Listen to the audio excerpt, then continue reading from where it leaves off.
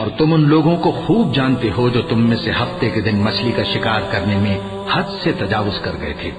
तो हमने उनसे कहा कि जलील और खार बंदर हो जाओ, और इस किस्से को उस वक्त के लोगों के लिए और जो उनके बाद आने वाले थे इबरत और परहेजगारों के लिए नसीहत बना दिया। और जब मूसा ने अपनी कौम के लोगों से कहा कि अल्लाह तुमको हुक्म देता है कि एक बैल ज़बह करो, वो बोले, क्या तुम हमसे हंसी करते हो?